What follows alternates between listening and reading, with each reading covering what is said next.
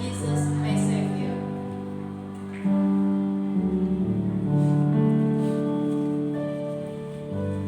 My Jesus, my Savior. Lord, there is none like you. All of my days, I want to praise the wonder of your mighty love. My comfort, my shelter.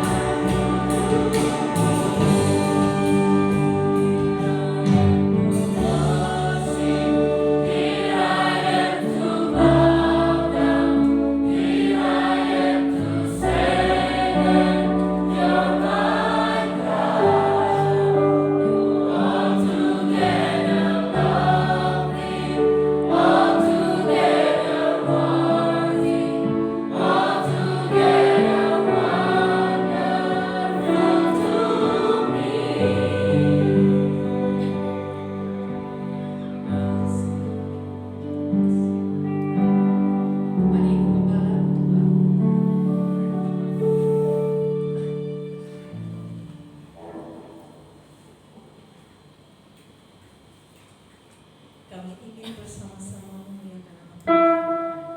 Dan kami ingin mengisi ruang hidup kami dengan hadirat Tuhan sepenuhnya. Sepanjang minggu ini kami telah bergelut dengan kehidupan pribadi kami dan keluarga kami, dengan pekerjaan kami, dengan dunia ini. Maka inilah waktunya untuk kami mempersembahkan yang terbaik buat Tuhan. Dan biarlah hati kami benar-benar kami percayakan kepada Tuhan dalam penyembahan, dalam doa, dalam pujian, bahkan mendengarkan isi hati Engkau Tuhan.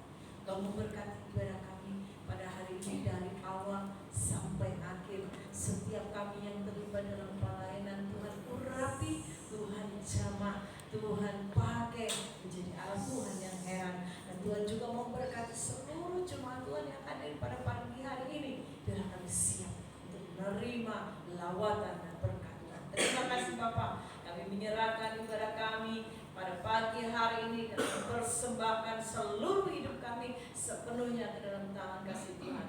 Di dalam nama Tuhan Yesus Kristus kami berdoa. Yang percaya sama katakan amin.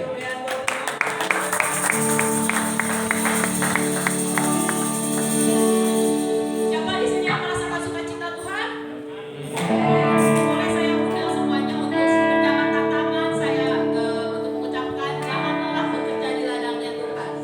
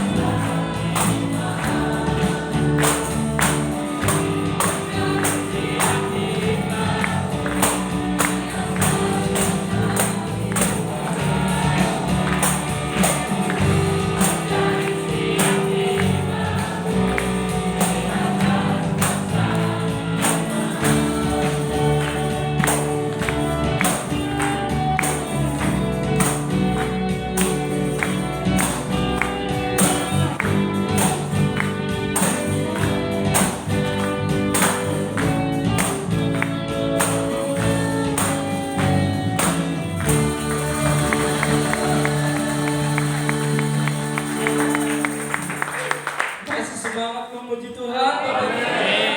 Masih kuat berdiri. Kita mau menari buat Tuhan karena Yesus adalah jalan kebenaran bagi kita. Yesus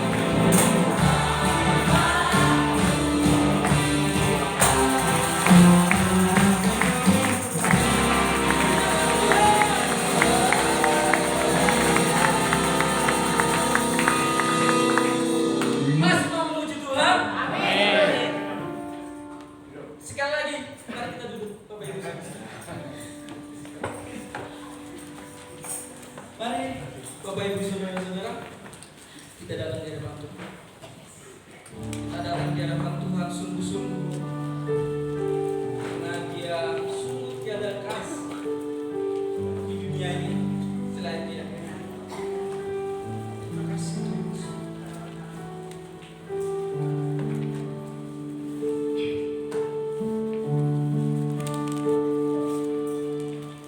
Belum pernah ada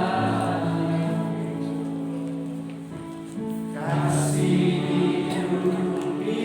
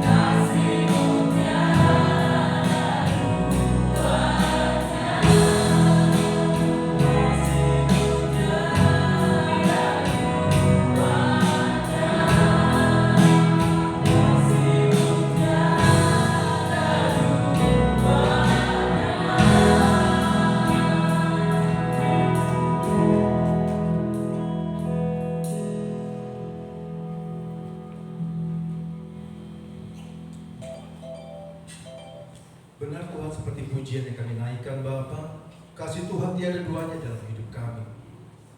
Kami menyadari Tuhan di dalam keterbatasan kami, di dalam setiap kelemahan kami, ada banyak hal yang kami gak ngerti Tuhan.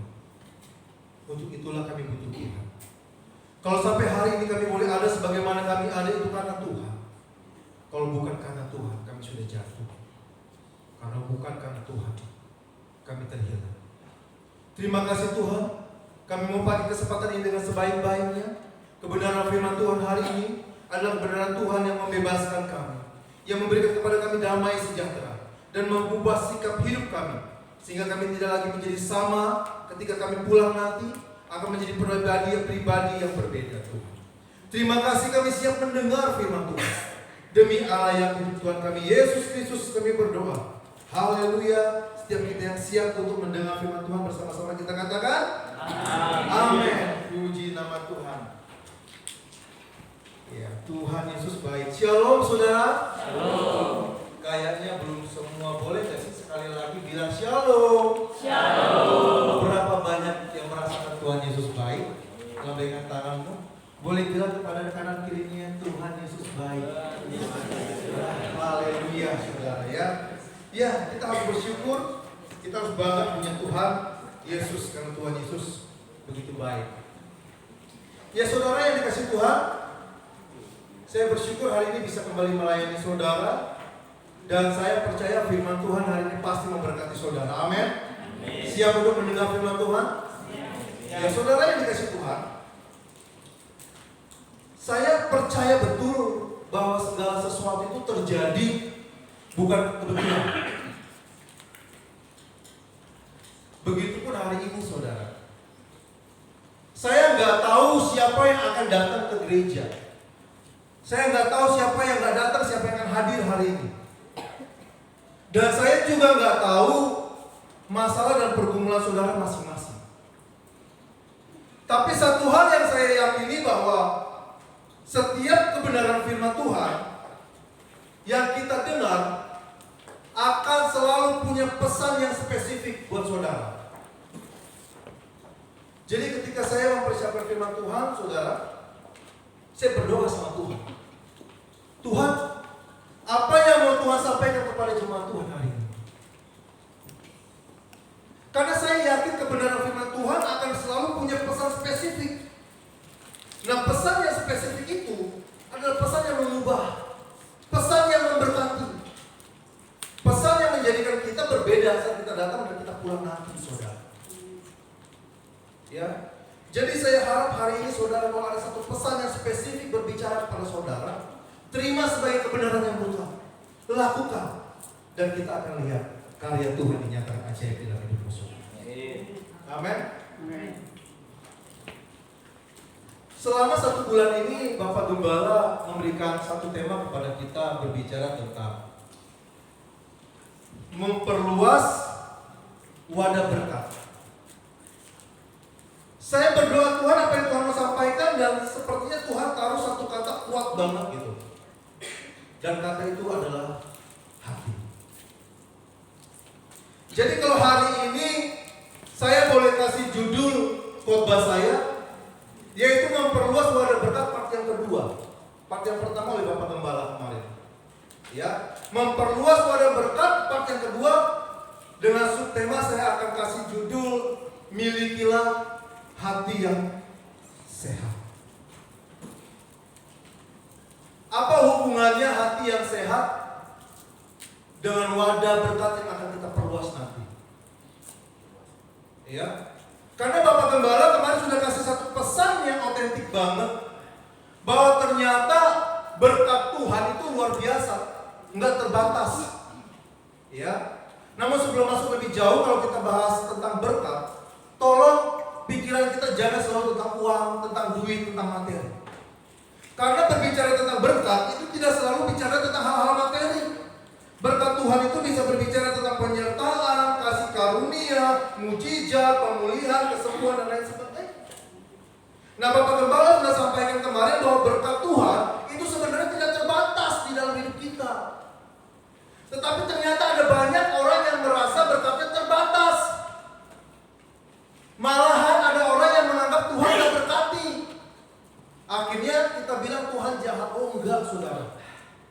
Tuhan mau memberkati hidup saudara. Dan berkatnya ajaib, tidak terbatas. Hanya wadah yang kita punyalah yang kecil, yang gak bisa nampung. Nah, berkaitan dengan berkat yang Tuhan kasih, itu sangat erat hubungannya dengan apa yang namanya hati. Ya, milikilah hati yang sehat. Boleh gak tepuk dada saudara? Hatiku mau sehat. Iya. Mari kita akan buka Alkitab kita, saudara, dari kitab Amsal pasalnya yang keempat. Kitab Amsal pasalnya yang keempat, kita akan baca ayat yang ke-23. Satu ayat aja, nggak banyak-banyak, ya. Saya mau kita baca secara bersama-sama dengan suara yang lantang. Amsal pasalnya yang keempat, ayatnya yang ke-23, ya. Dalam hitungan yang ketiga, ya. 1, 2, 3. Jagalah hatimu dengan segala kewaspadaan, karena dari situlah terpancar. Haleluya. Amin. Saudara yang dikasih Tuhan. Saudara, kalau saya mempersiapkan firman Tuhan, saya akan siapkan beberapa kitab.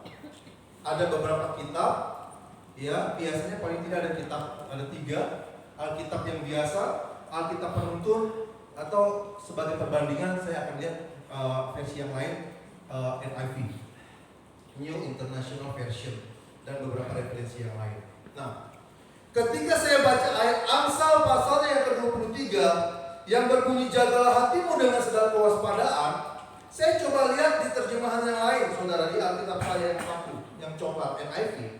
Nah, menarik saudara, ternyata dalam kitab NIV ada satu kalimat yang tidak diterjemahkan ke Alkitab kita. Jadi sebelum ada kalimat jagalah hatimu dengan segala kewaspadaan, di NIV itu ada satu kalimat dan itu tidak diterjemahkan. Dan kalimat itu berbunyi above all else. Artinya di atas segalanya. Ya, nanti saudara bisa cek di terjemahan NIV. Jadi di atas segalanya, jagalah hatimu dengan segala kewaspadaan. Saya tanya sama Tuhan, saya berdoa, Tuhan apa maksudnya? Di atas segalanya artinya apa? Di dalam segala keadaan kita, Pak. Di dalam setiap kehidupan kita, Bu. Baik di dalam keadaan yang sulit sekalipun, atau sebaliknya, mungkin ada saudara hari ini hidup di dalam kelimpahan. Di dua kontras ini, walaupun hidup kita hari ini sedang susah-susahnya, engkau sedang ada di dalam masalah yang berat, ada di dalam titik yang terendah, ataupun ada di dalam titik yang tertinggi, yang paling utama itu adalah jaga hati. Itu yang paling penting. Ya. Kenapa? Saya catat di slide. Orang, dengar baik. Orang bisa berbuat jahat itu bukan karena keadaan. Orang jahat itu karena nggak jaga hati. Kadang kita berpikir, kenapa orang itu jahat? Oh, karena keadaannya susah. Dia sedang terjepit hutang. Ekonominya sedang lemah. Makanya gelap mata. Dia mencuri, dia ngebegal, dia copet.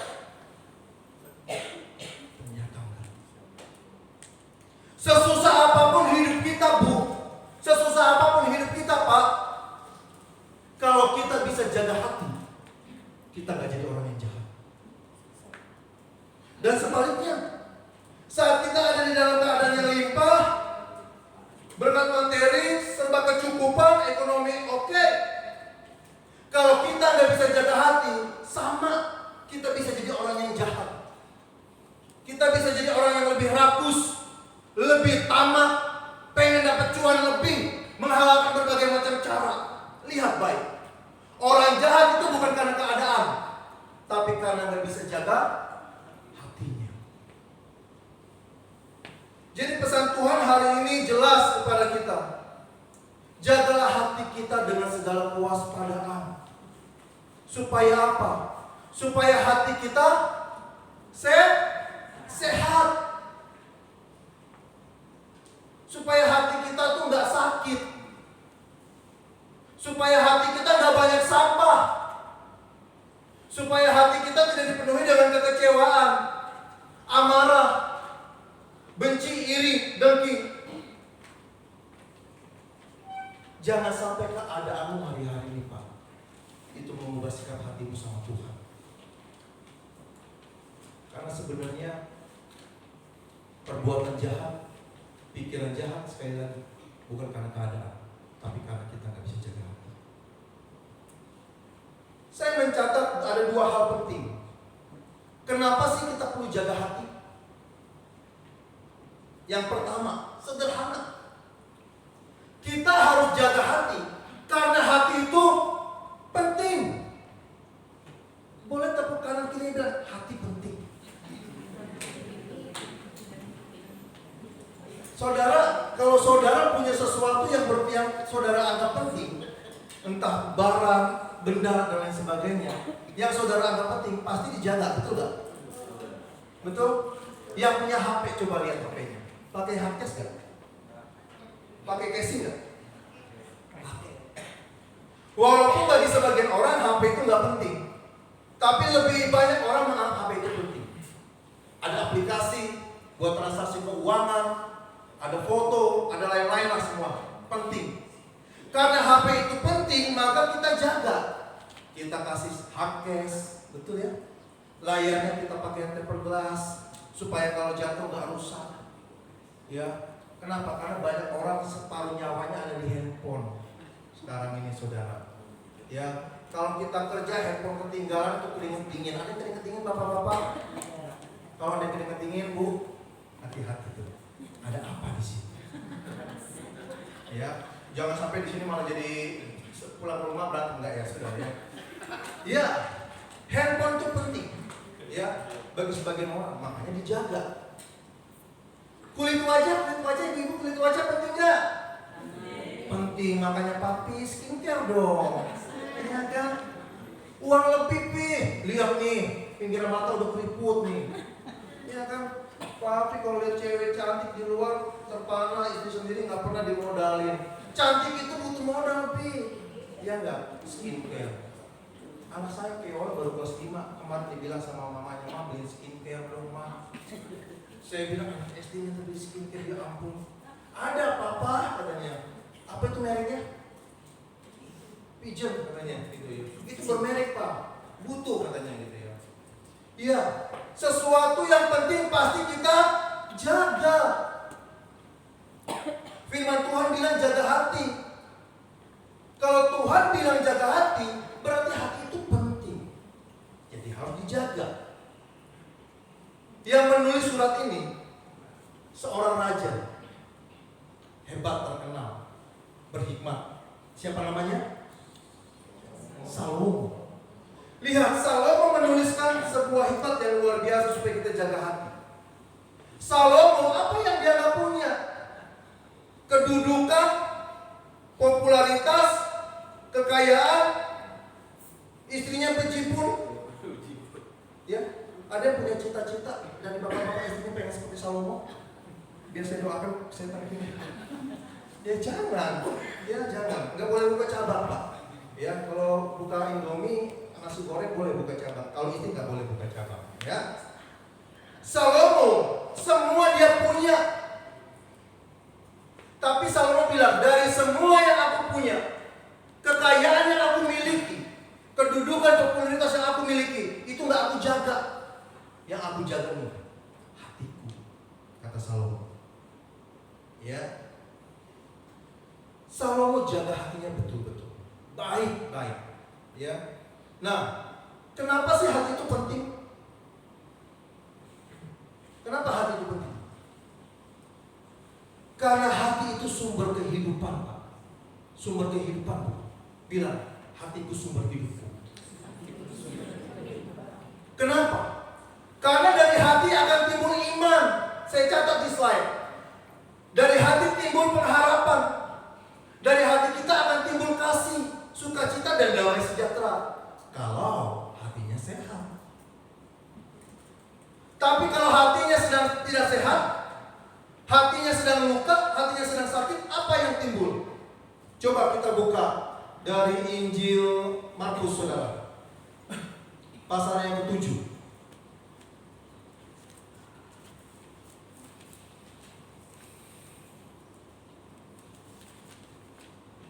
Markus pasal yang ke-7.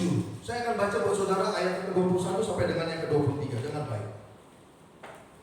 Sebab dari hati orang timbul segala pikiran, percabulan, pencurian, pembunuhan, perzinahan, keserakahan, kejahatan, kelicikan, hawa nafsu, iri hati, hujat, kesombongan, kebebalan.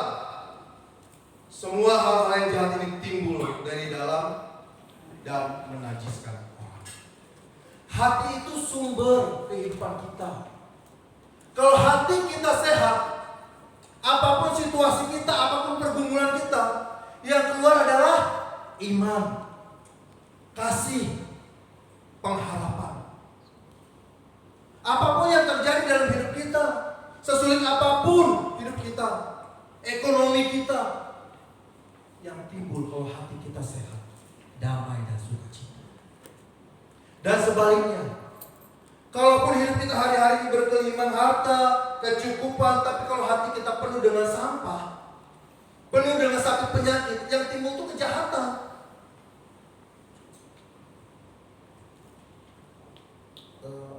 Saya merasa hari-hari ini ada banyak orang, mungkin ada di antara saudara yang hari ini hidupnya sedang gelisah, nggak tenang, ada yang sedang takut, ada yang sedang khawatir, kecewa dan lain-lain. Dan saya juga merasa ada orang yang hari-hari ini merasa hidupnya sedang gak bahagia. Kalau dipikir-pikir, hidupnya cukup. Ada tempat tinggal, uang ada, semua ada. Tapi ngerasa kok gak damai ya? Kok gak sejahtera ya hidup aku ya? Kok gak bahagia ya? Seakan-akan di rumah tuh bawaannya panas terus, emosian terus. Kok aku ngerasa tuh bawaannya tuh pengen berantem gitu. Kalau ngomong pengen nyolot terus gitu. Nyolot terus gitu. Saudara tahu tuh kenapa? Banyak sampah di hatimu, saudara. Dan hari ini yang Tuhan mau keluar dari tempat ini, hatimu sehat. Amin. Ada banyak orang itu sulit jaga hatinya. Hatiku mau sehat, hatiku mau damai, tapi koyok susah ya. Kenapa sih hati kita itu susah sekali untuk lepas dari kekecewaan, marah, dendam? Saya mau kasih sebuah ilustrasi ini bagi saudara yang merasa engkau susah jaga hati. Ibu-ibu kalau bersih rumah setiap hari ya, ada yang nyapunya sebulan sekali, rumahnya disapu sebulan sekali? Enggak ya, pasti rumahnya disapu setiap hari. Ya, setiap lebaran. Ya. Nah, kalau ibu-ibu nyapu atau saudara-saudara wanita yang dimasukkan nyapu, pertanyaan saya gini.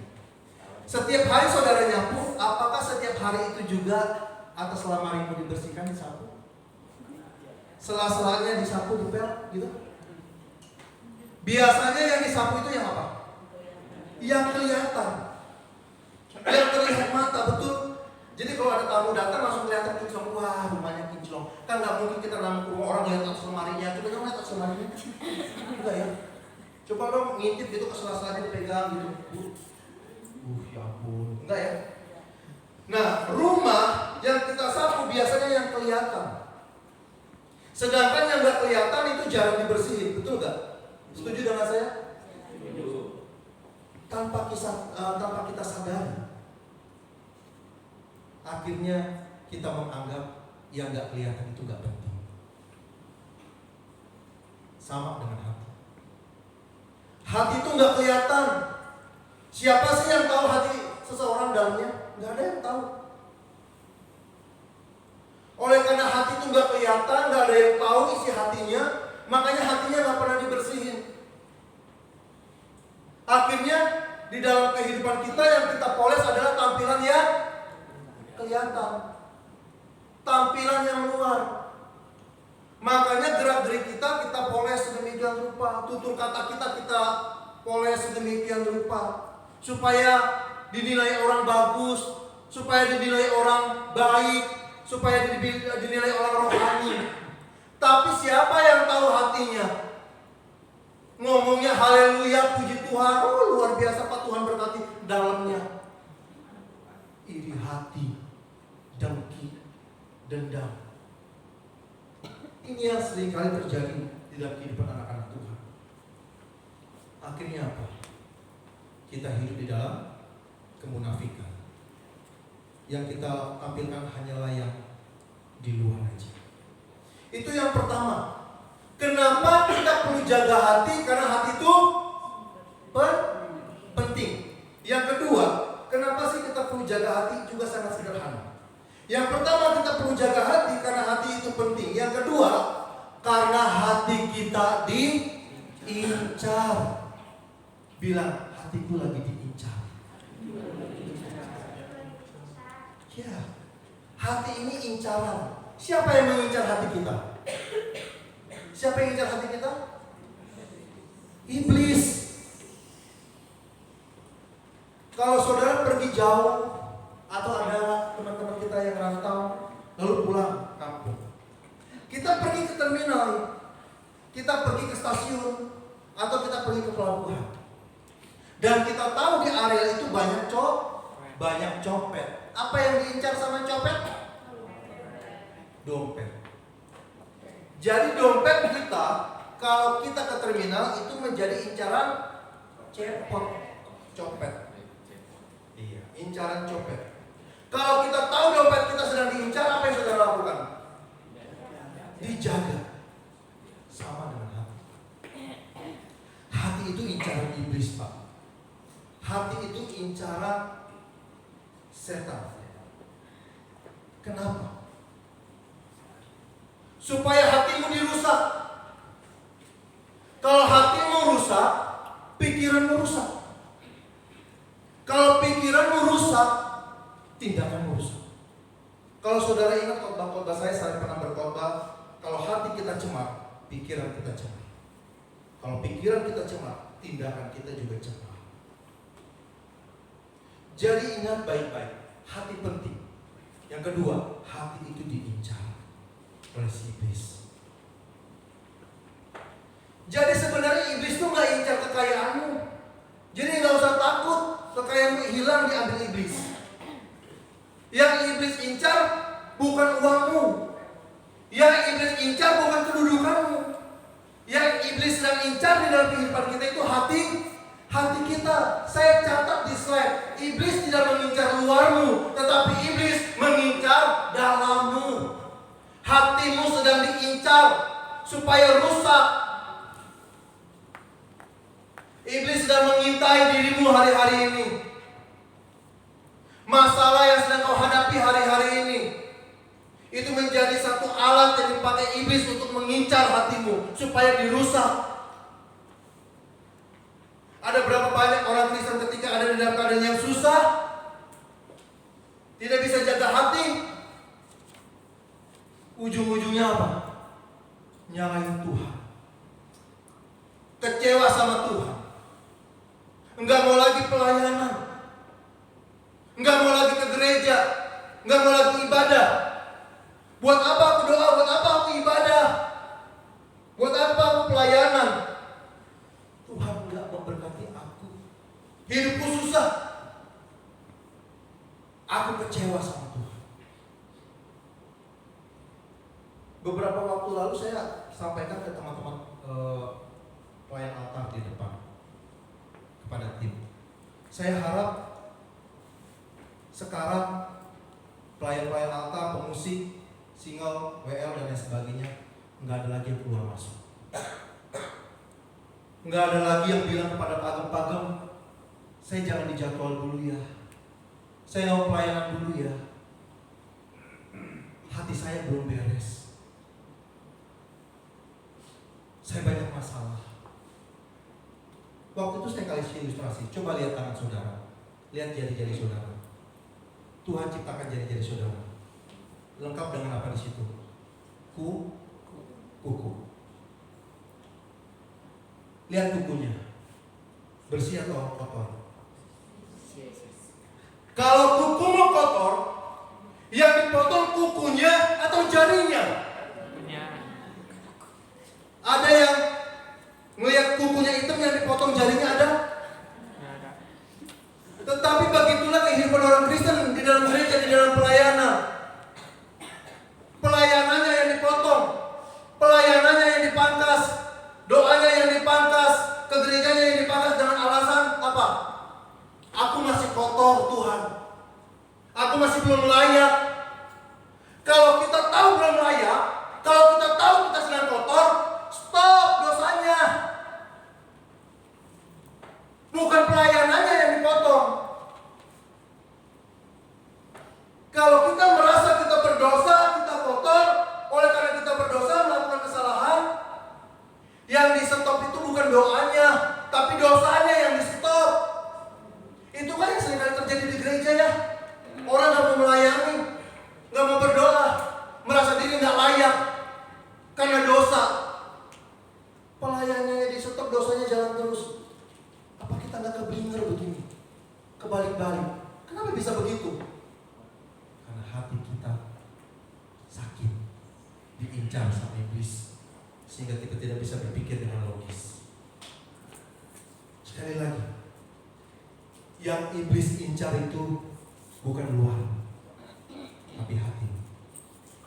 Jaga hatimu dengan segala kewaspadaan. Jangan mau dicuri, jangan mau dihancurkan. Saya akan tutup khotbah saya dengan bagaimana kita bisa memiliki hati yang sehat.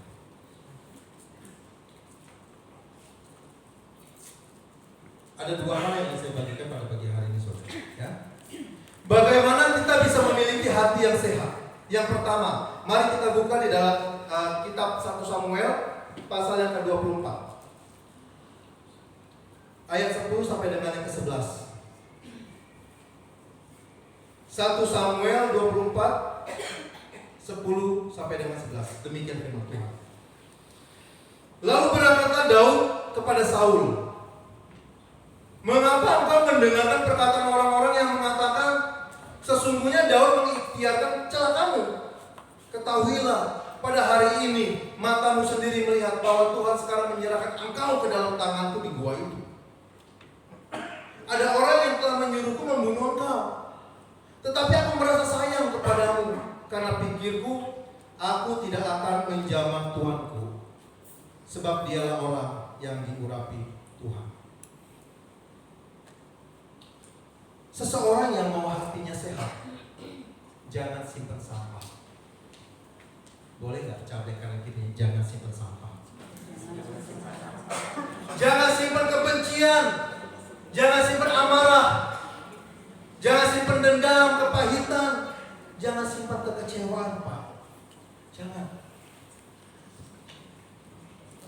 Kenapa Daud bisa melepaskan Saul? Karena Daud bisa menjaga hatinya.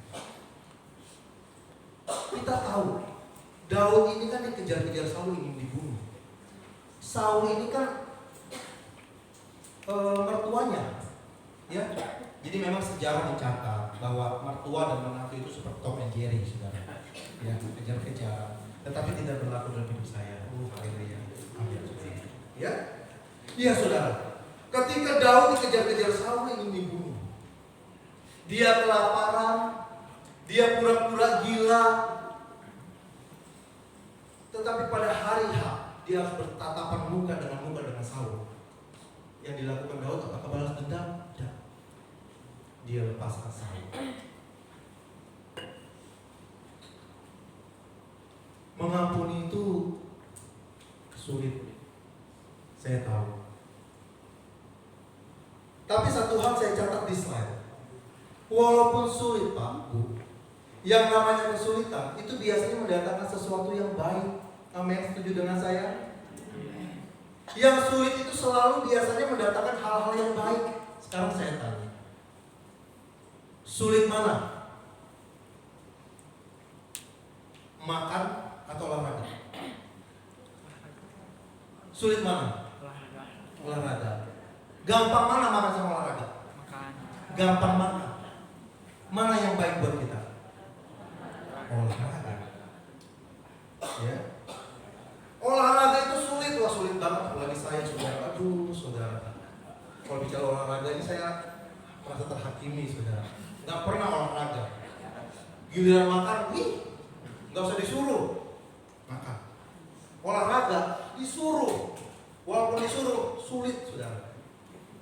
Walaupun kita tahu olahraga itu baik buat kita toh. Iya. Pak, gampang mana? Tidur-tiduran di rumah atau kerja Pak? Lebih gampang mana? Tidur-tiduran. Tapi yang menghasilkan rupiah yang mana? Sekali lagi, harus kompak. Gampang mana? Berleha-leha atau kerja? Lebih gampang leha-leha kalau kita jujur. Tapi yang menghasilkan rupiah kerja. Tapi itu hanya karena satu kesulitan kita gak mau lakukan.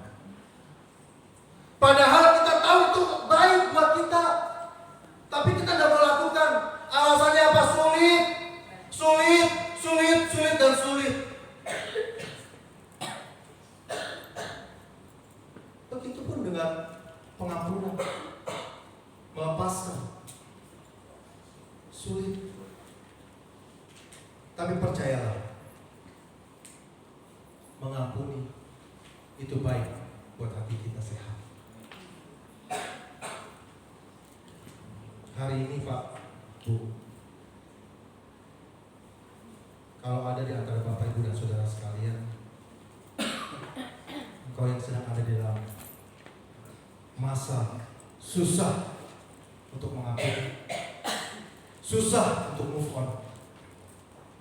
Tapi hari ini firman Tuhan berbicara, lepaskan pengampunan. Buang sampah yang ada di dalam hatimu, supaya hatimu sehat.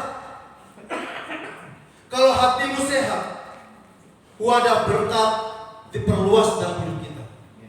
Kalau wadah kita, berkat kita diperluas, berkat Tuhan akan dicurahkan di dalam kehidupan kita, Pak. Pastikan hari ini hatimu sehat. Move on dari masa lalu. Move on dari pergumulanmu, Pak, Bu. Walaupun ada banyak alasan kita tuh gak bisa move on, ada banyak alasan untuk kita tuh tetap simpan sampah, tapi hari ini kita tetap mau memilih bagian yang tepat. Hatiku harus tetap sehat. Saya catat di slide. Kalau hati kita terus diisi dengan sampah, jangan berharap hati kita sehat. Kalau hati kita tidak sehat, jangan harap wadah berkatmu diperluas. Dan kalau wadah berkatmu tidak diperluas, artinya tetap kecil. Sekecil itulah berkat Tuhan di dalam hidupmu. Sekarang bagaimana pertanyaannya supaya kita bisa hidup di dalam pengampunan? Belajar dari Daud. Saat Daud ada di En-Gedi, di dalam sebuah gua itu, bukan serta-merta secara spontan Daud mengampuni Saul. Tidak. Jauh sebelum itu, setiap hari Daud kecewa.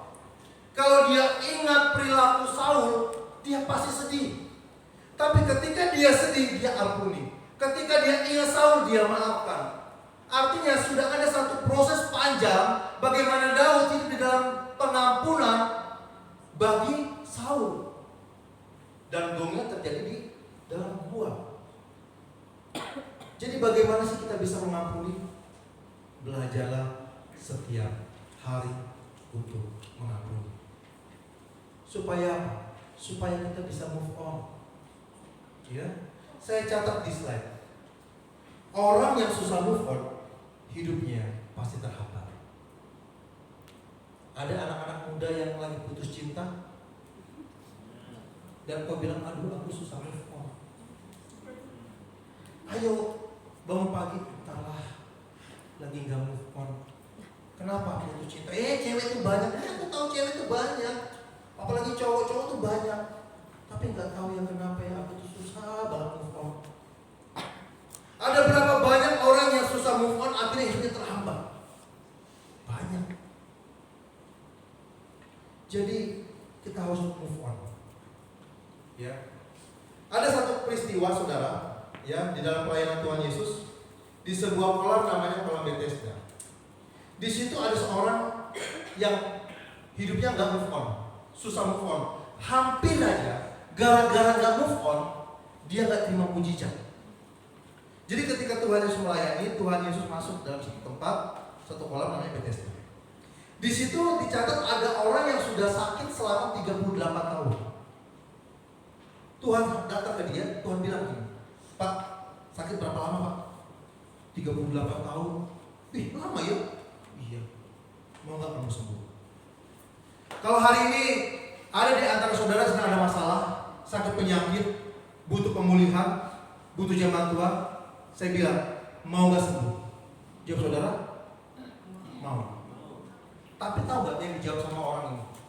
Ketika Tuhan bilang, maukah kau sembuh? Orang ini bilang, ah Tuhan, nggak ada yang mau nolong. Ah Tuhan, aku tuh udah lama di sini. Tuhan tahu kan, yang sembuh itu adalah orang yang pertama kali lompat ke kolam ketika kolam itu bergelombang. Yang pertama kali itu sembuh. Tapi aku di sini baru aja bangun, udah banyak lagi yang nyembuh. Nggak ada yang nolong. Artinya apa? Orang ini bukan cuma sakit secara fisik, tapi sakit secara batin. Dia terluka sama orang-orang sekitar. Nggak ada yang mau nolong, nggak ada yang mau ngebopong, nggak ada yang mendahulukan. Semua cuek kepada dia. Makanya ketika Tuhan bilang, kamu mau nggak sembuh? Ah Tuhan udah nggak usah ngomong deh, nggak ada yang mau nolong. Lihat, orang kalau hatinya nggak sehat, nggak mau move on dari masalahnya, terhambat hidupnya. Pekerjaanmu terhambat, bisnismu terhambat, bahkan pelayananmu bisa terhambat. Jadi jadilah orang yang gampang move on, saudara. Karena Alkitab mencatat kesusahan sehari cukup sehari, jangan dibawa sampai berhari-hari.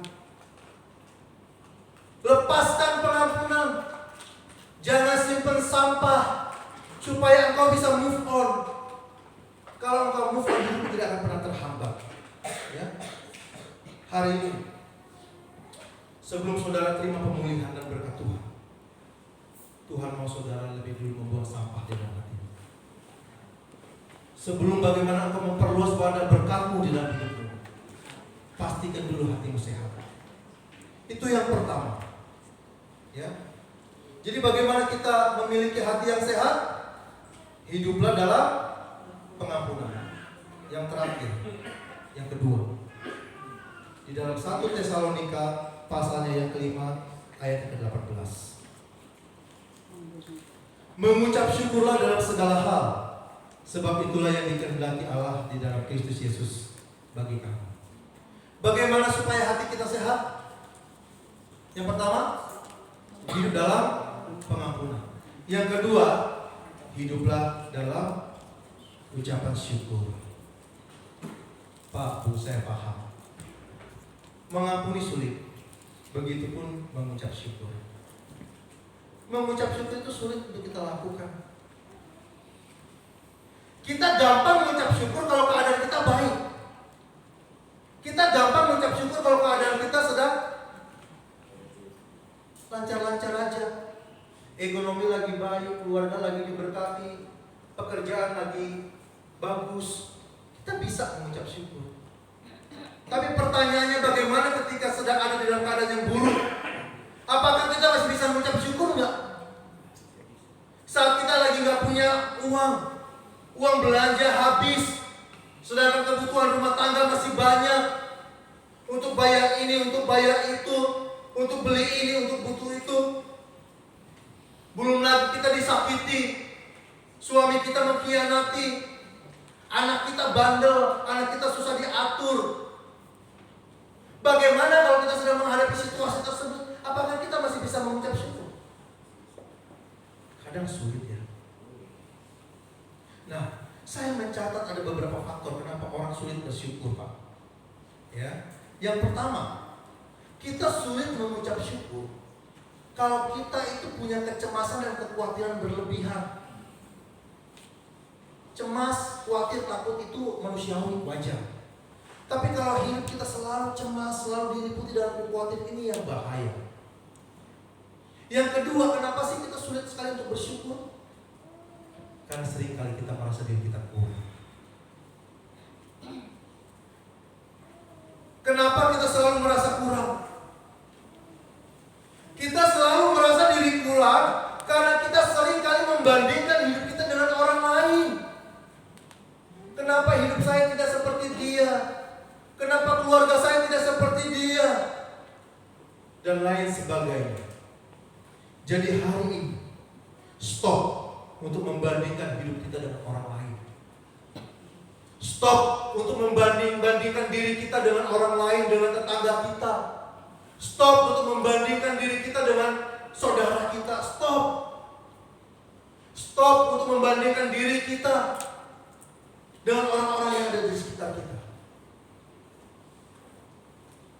Daripada kita membandingkan hidup kita dengan orang lain, lebih baik kita bersyukur atas apa yang sudah Tuhan terima, apa yang sudah kita terima dari Tuhan.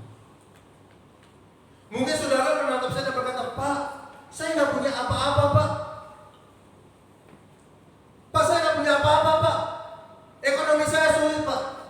Saya nggak punya usaha, Pak. Saya nggak punya pekerjaan, Pak. Saya nggak punya penghasilan, Pak. Bagaimana saya bisa bersyukur?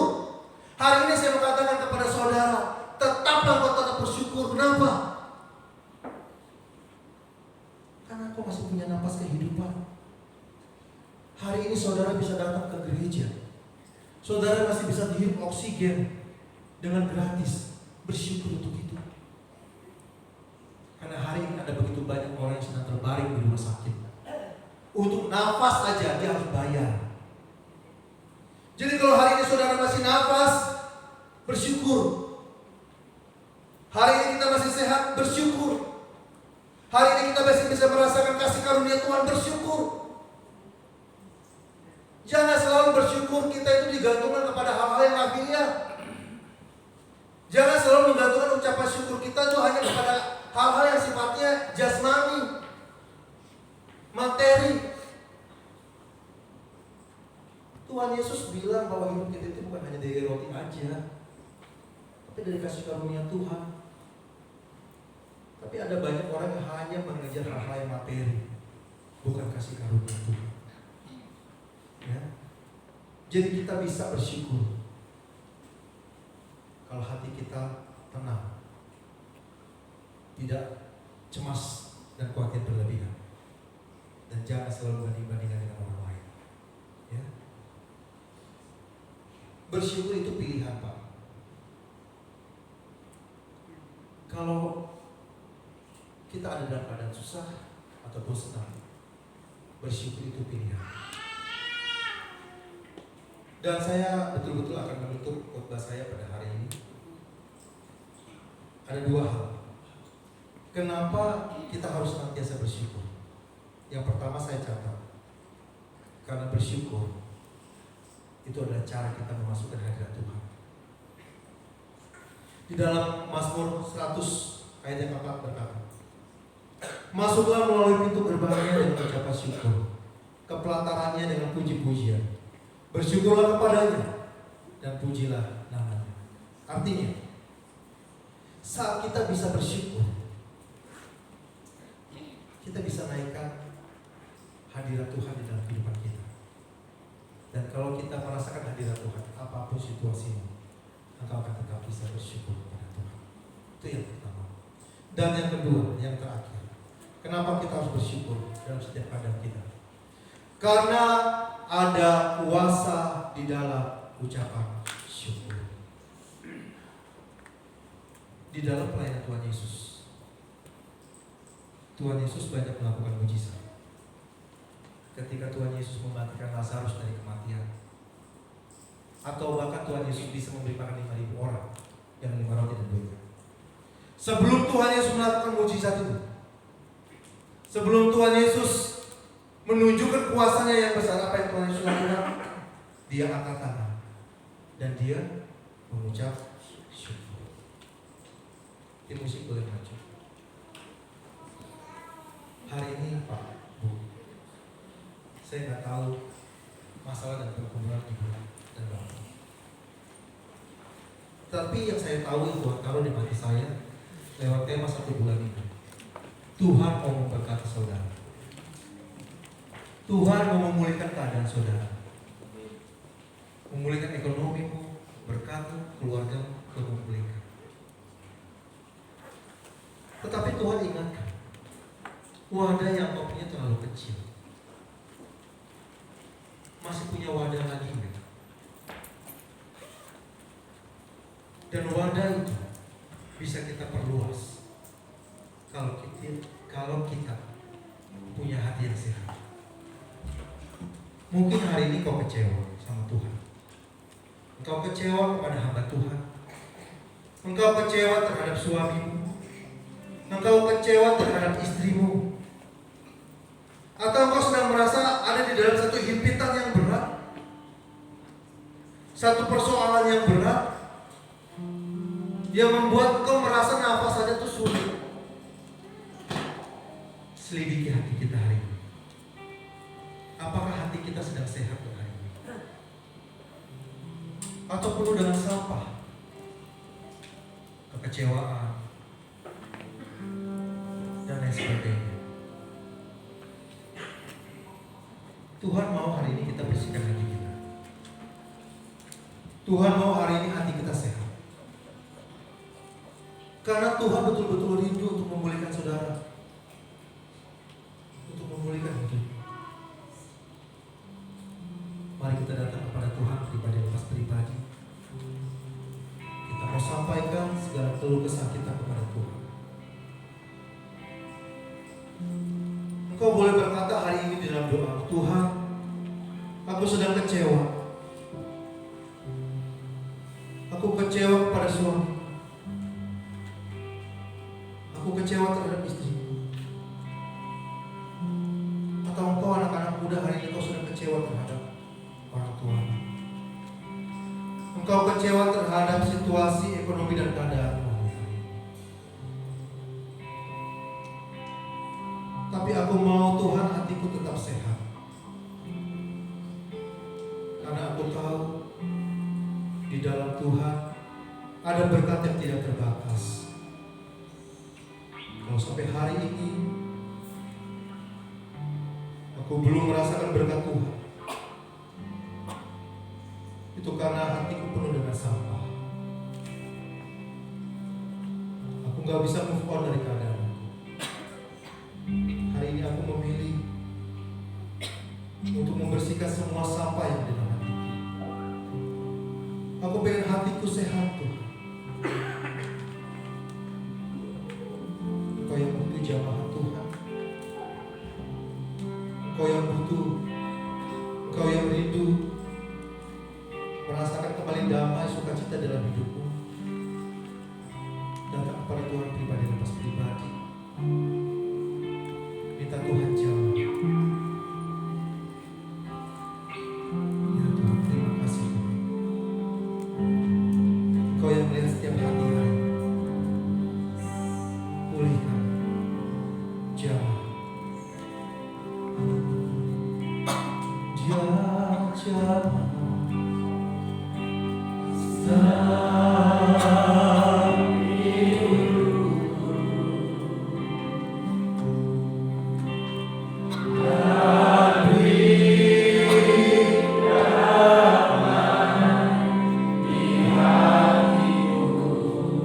Jadikan ini dengan kerinduan.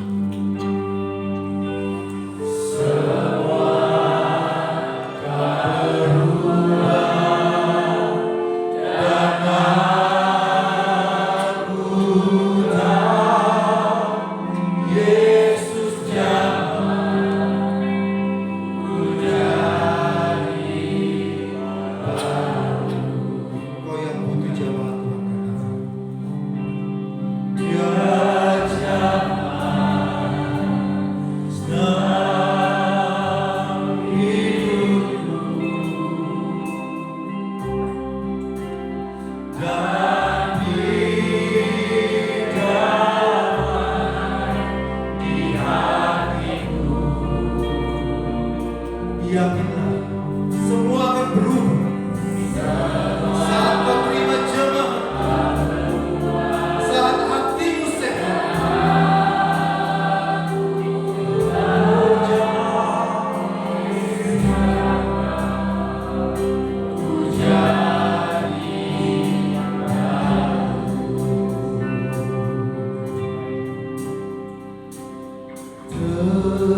Terhimpit gelap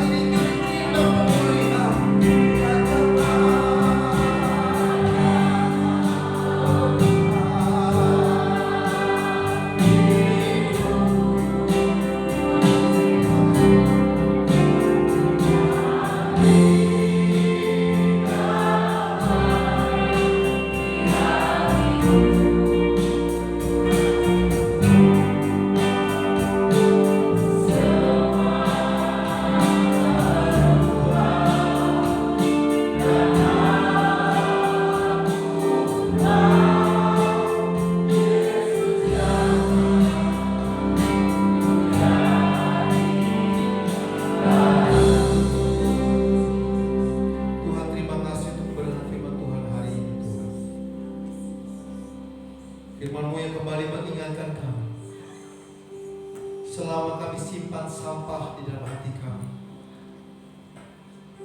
selama itu hati kami tidak akan pernah sehat.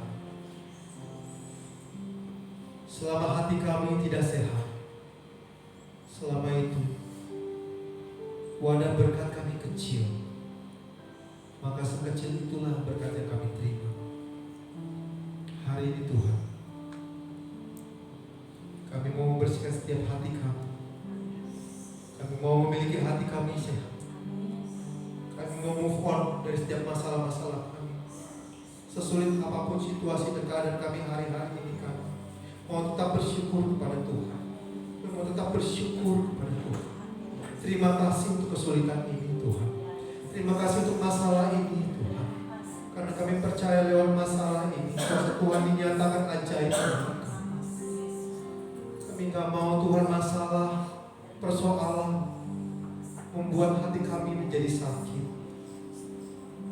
Kami gak mau hati kami dicuri. Kami gak mau hati kami dihancurkan oleh iblis. Kami mau jaga hati kami betul-betul. Kami mau sehat Tuhan. Kami percaya Tuhan, kami akan terima mujizat. Kami akan terima pemulihan. Kami akan terima kelepasan. Semua yang terbeban berat hari ini, Kau akan lihat kuasa Tuhan. Kau akan terima kelegaan. Terima kasih Bapa, demi Allah yang hidup Tuhan kami Yesus Kristus. Kami berdoa dan mengucap syukur. Bersama-sama yang kita diberkati oleh benar firman Tuhan, kita berkata amin.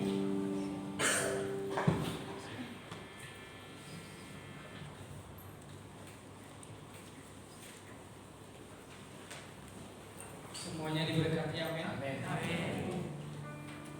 Angkat tangan yang sudah diberkati. Luar biasa, semuanya diberkati. Saya undang Pastor itu. Mari kita bangkit berdiri. Kita sama-sama mengucapkan terima kasih Pak Rinto buat kebenaran firman Tuhan Yesus memberkati. 1, 2, 3. Terima kasih Pastor Rinto untuk kebenaran.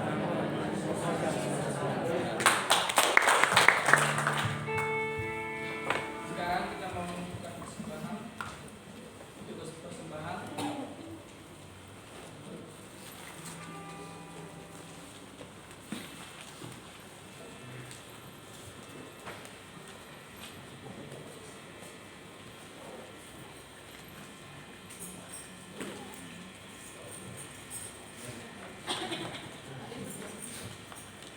Mari Bapak Ibu kita berdoa. Kami naikkan setiap syukur kami Tuhan pada siang hari ini Tuhan, sebab Tuhan baik bagi setiap kami. Kami sebentar memberikan ucapan syukur kami Tuhan. Berkati setiap tangan-tangan yang memberi, Tuhan akan berikan kami. Di dalam nama Tuhan Yesus Kristus kami memberi dengan hati yang bersukacita. Haleluya. Begitu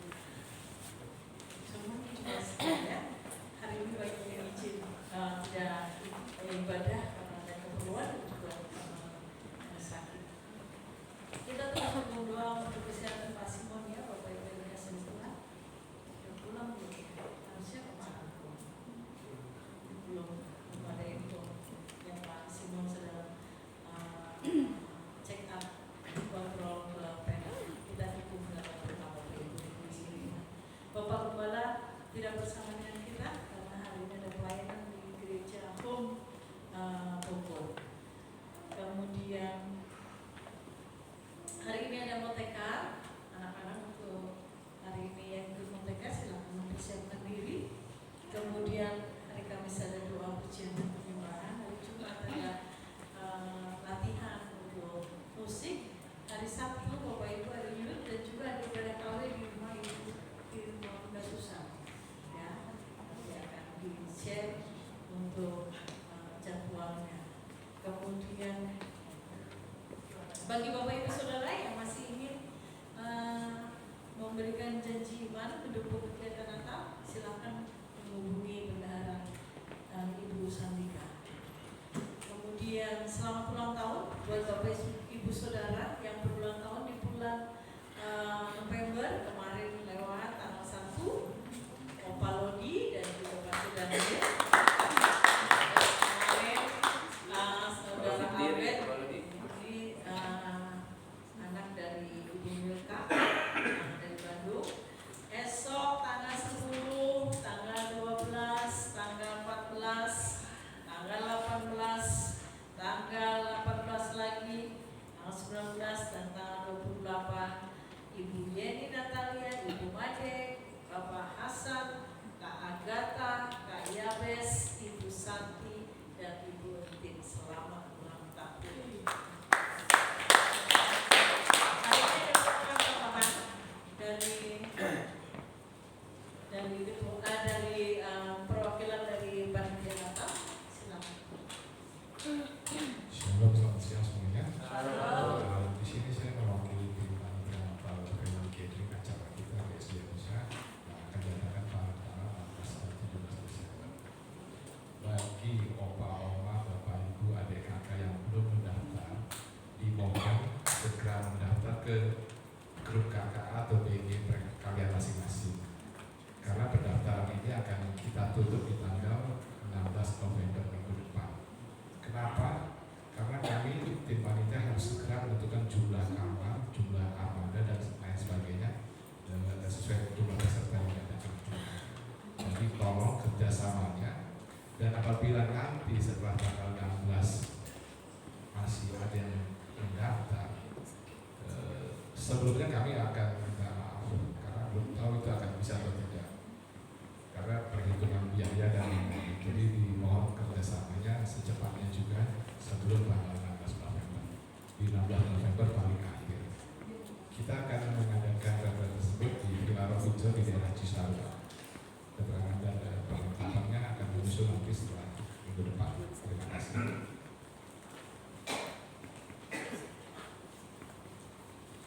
Iya, saya akan menegaskan sekali lagi Bapak Ibu yang dikasih Tuhan, boleh menghubungi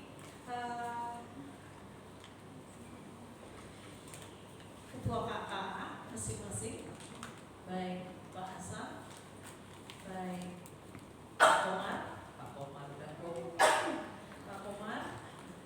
Pak Eri, kemudian Pak Cahyo, atau menghubungi hamba-hamba Tuhannya, ya, sebagai pembina di KKA, baik saya, Pak Rinto, Kabian, Pak Daniel, dan Pak Gem sebagai penanggung jawab KKA di Cianjur. Boleh, silakan Bapak Ibu yang dikasih Tuhan. Karena ini juga menentukan konsumsi, karena kan juga harus pesan jauh-jauh hari berapa banyak konsumsi yang akan kita booking. Jadi begitu ya Bapak Ibu. Nah, kemudian anak-anak pemuda hari ini menjual dessert, coklat dessert, coklat dessert box. Ya, silakan Bapak Ibu yang mau berminat untuk membeli, boleh. Baik, mari kita berdoa. Kami mengucap syukur kepada Tuhan, hari ini kami boleh dibersihkan hati kami kembali dengan kebenaran firman Tuhan. Kami tidak hanya ingin berkatnya yang besar, kami tidak hanya ingin sesuatu anugerah yang besar yang daripada Tuhan. Apalah artinya kalau kami mendapatkan berkat di wadah kami tidak sayang. Maka biarlah Kau menguduskan, Kau menyucikan, Kau membersihkan.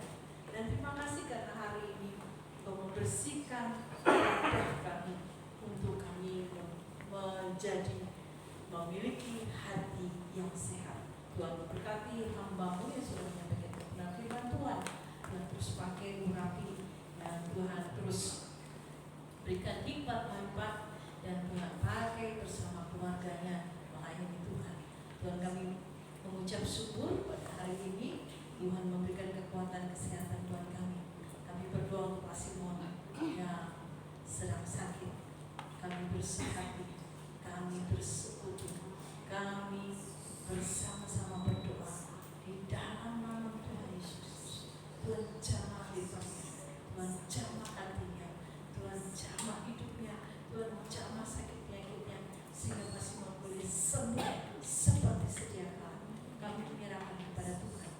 Kami juga berdoa untuk kesehatan kami semua, untuk opa-oma juga yang mungkin mengalami kemunduran secara fisik. Tuhan juga membackup kesehatan kami semua, menembus kami semua dengan darah Kristus, sehingga segala sesuatu yang mungkin virus, mungkin bakteri, mungkin faktor-faktor kelelahan, faktor-faktor musim cuaca dan lain sebagainya tidak akan menyentuh kami sampai kami tumbang. Tapi kami diberi kekuatan oleh Tuhan untuk menahan semua sakit penyakit yang ingin menghampiri kami.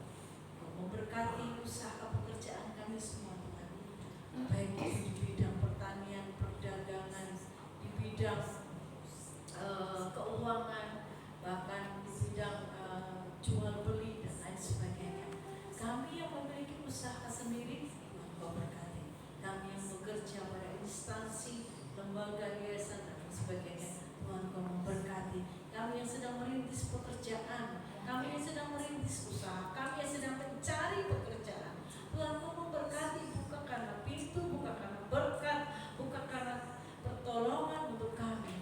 Karena kami ingin mengumpulkan berkat Tuhan untuk kami bisa mencukupi kebutuhan keluarga kami, anak-anak kami, untuk kebutuhan suami dan istri. Kami juga berdoa biarlah kami juga boleh diberkati sehingga kami juga bisa mendukung pekerjaan Tuhan dengan berkat yang telah kami ambil, kami kumpulkan dari Tuhan.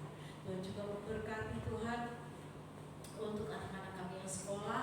Tuhan berikan kepandaian, kecerdasan, kepintaran, roh yang takut akan Tuhan. Tuhan memberkati anak kami menjadi anak yang baik, menjadi anak yang berkarakter, menjadi anak yang santun, menjadi anak yang memiliki budi pekerti, baik dalam perilaku maupun di dalam tutur kata dan kehidupannya. Kami menyerahkan anak-anak, masa depan mereka Tuhan akan sediakan masa depan yang baik. Kami berdoa menyerahkan kepada Tuhan. Tuhan memberkati hamba-hamba Tuhan, memberkati semua para pelayan, memberkati semua kegiatan kami, memberkati untuk pelayanan-pelayanan yang ada di dalam gereja kami. Tuhan Kau memberkati. Kau memberkati untuk tujuan kami memiliki gereja yang permanen. Tuhan terus campur tangan. Biarlah kami bukan hanya memiliki hati, tetapi kami juga memiliki kemauan, kemampuan, dan juga tekad, komitmen yang kuat untuk mewujudkannya. Berkati kami Tuhan. Bukan hanya kami diberkati dengan upaya untuk berdoa dan memiliki kesatuan, tapi Tuhan juga memberkati kami supaya kami juga bisa memberi untuk pembangunan gereja. Dan Tuhan juga memberkati, mengirimkan para donatur, para sponsor untuk kami bisa memiliki pembangunan gereja yang permanen. Kami berdoa untuk layanan Tuhan, kami mengucap syukur karena gereja tempat ini bila kami pakai untuk bergereja, tempat ini bisa kami pakai untuk beribadah. Memberkati pemilik, memberkati manajemen, memberkati segala operasional yang ada di tempat ini, memberkati sponsor kami, memberkati mitra-mitra gereja kami. Kau memberkati mereka baik secara pribadi maupun secara yayasan, secara kolektif, bahkan jemaat Tuhan yang terus berkontribusi dalam pekerjaan Tuhan. Kami mengucap syukur kepada Tuhan. Terima kasih Bapak, kami bersyukur kami diberikan mitra-mitra yang baik dalam pekerjaan Tuhan. Terima kasih. Kami juga berdoa untuk bangsa dan negara kami. Tuhan Kau memberkati, biarlah bangsa dan negara kami semakin hari damai, aman, tentram, sejahtera. Juga kota kami juga aman, damai, tentram, sejahtera, dan kami bisa menjalani kehidupan kami dengan baik. Kami berdoa, Kau memberkati mereka dengan roh yang takut akan Tuhan. Semakin banyak orang-orang yang memikirkan kepentingan rakyat, dan banyak anak-anak Tuhan yang Tuhan tempatkan untuk pekerjaan Tuhan dalam pemerintahan. Terima kasih Tuhan. Kami mengucap syukur kepada Tuhan. Kami juga berdoa menyerahkan kepada Tuhan, biarlah Tuhan juga memberkati untuk semua dana operasional gereja kami. Tuhan Kau cukupkan, Tuhan Kau bekerja dari segala arah, dari segala pihak, sehingga dana operasional gereja kami juga tercukupi semuanya sesuai dengan bagiannya masing-masing. Terima kasih Tuhan, terima kasih. Kami mengucap syukur kepada Tuhan. Terima kasih Bapa, terima kasih. Mari Bapak Ibu yang dikasih oleh Tuhan, kita bangkit berdiri, kita akan tutup doa. Dan terima kasih buat Ibu Amel yang ada, yang sudah mempersembahkan bunga meja. Beliau punya kebun bunga. Tuhan memberkati untuk Ibu Amel, Pak Titi. Mari Bapak Ibu, angkatlah kedua tanganmu dan terima berkat dari Tuhan. Kiranya damai sejahtera dari Allah Bapa dan kasih sayang daripada Tuhan Yesus Kristus yang telah mati di atas kayu salib, menebus segala dosa kita, menebus segala masa lalu kita, menebus dari masa manusia lama kita, menebus dari segala kutuk kita, dan mengangkat kita menjadi anak-anak yang istimewa, menjadi anak-anak terang, menjadi anak-anak berkat, anak-anak yang akan menjadi perpanjangan pemberita Injil bagi segala arah, dan juga di dalam persekutuan kekuatan pertolongan Roh Kudus akan terus menolong kita hari lepas hari. Tuhan memberkati hidupmu, Tuhan memberkati keluargamu, memberkati pasanganmu, istrimu, suamimu, semua anak-anakmu, dan seluruh keturunanmu. Tuhan memberkati kesehatanmu, Tuhan memberkati pekerjaanmu, Tuhan memberkati untuk masa depanmu. Tuhan memberkati anak-anak yang saat ini sedang sekolah dan saat ini sedang bekerja. Tuhan memberkati masa depanmu dan keluar masukmu dalam segala kehidupanmu. Engkau akan dipertemukan dengan pintu-pintu berkat dan keajaiban dalam hidupmu. Engkau akan menjadi saksi Tuhan yang hidup, baik di dalam keluargamu maupun di luar di mana engkau berada. Di dalam nama Tuhan Yesus Kristus kami berdoa. Amin.